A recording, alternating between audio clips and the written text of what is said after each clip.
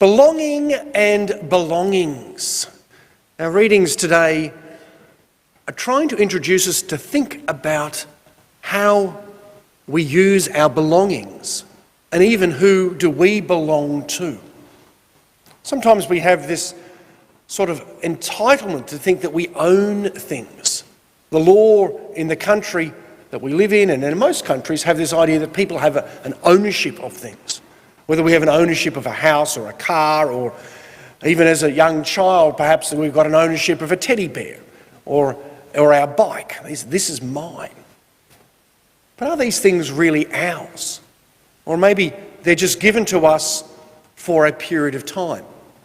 The land that we own or the land that we occupy at this time, is this ours? Or is it to be used by us while we have use of it? But then it's to then be passed on. It's then to be used by other people as well. And sometimes when people move house year after year, or maybe buy or sell their houses on a regular basis, some people do this. It creates great stress for them perhaps, and instability, but they have very much a sense that they're there for a short period of time and that they're a steward of this property, not necessarily the dictator or the dominator of the property. And the readings today are getting us to think about our belongings. How do we treat our belongings? Do we hoard things? There was a whole generation of people from the Depression era who were hoarders. And there are some of those perhaps who are still alive as well. I talked to some people yesterday after I was preaching about this yesterday, and they were saying, yes, I don't feel like I hoard anything of great value, but I've got all these things that have memories that connect with my life.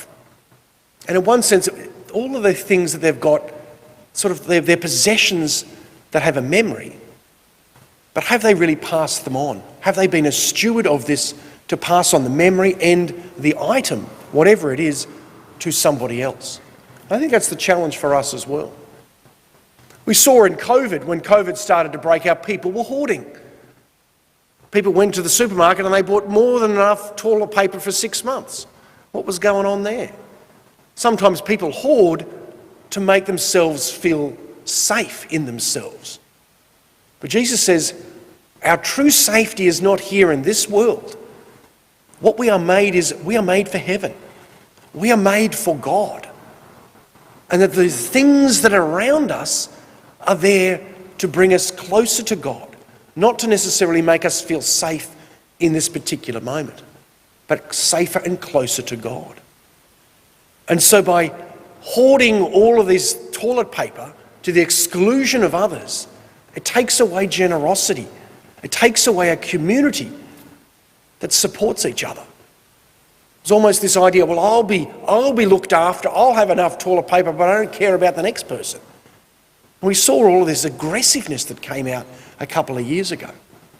We saw that with hand sanitizer. We even saw it in some way in the early stages when people were really sort of pushing in to sort of get the vaccine before others did. Whether sort of they protect themselves and they don't care about the others. That's not the approach that makes us rich in the sight of God that this gospel's talking about. Generosity makes us rich in the sight of God. Seeing ourselves as part of a community, that we are stewards of our resources, that makes us rich in the sight of God. So Paul, writing to the Colossians, takes this a little bit further and gets us to think about, who do we belong to? We have so many belongings, but then whose property are we? Are we just our own to do with whatever we like? Or do we belong to God? And so Paul, writing to the Colossians, reminds these people, well, you aren't the property of somebody else. You aren't the property of your parents. You aren't the property of the Roman Empire or of the Jewish community or you aren't a slave or a free man in that sense.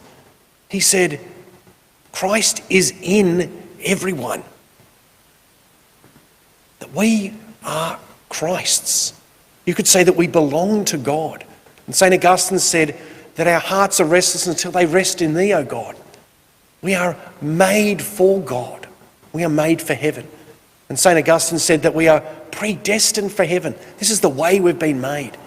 We're made with God dwelling in us, not for us to do with whatever we like. Sometimes our world gives us this idea, do whatever makes you happy.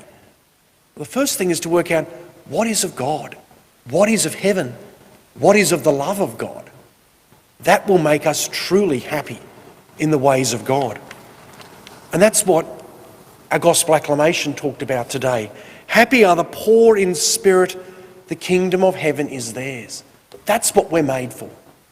Not to have the nicest house, not to have the nicest car, or the nicest holiday, or the safest situation, or the most toilet paper in our toilet, our bathroom. No. We're called to know that we belong to God and that we're made for heaven. And so we are people of love. We are people of generosity. We're people who stand together recognising that Christ is in me, but Christ is in each of you as well. Let's not just hoard things. If we've got some things that we've hoarded over the years, maybe today is a good opportunity to start to think. Are we just holding on to these things for ourselves, to make ourselves safer? Or perhaps are we called to be generous? Are we called to pass these on? Not just the possession, but maybe the memory, the love that comes from these things, to pass these on to others. We are stewards of our resources, not the owners and the dominators. Let us belong to Christ and use the belongings that have been given to us. Let us use these to bring people closer to the life of God.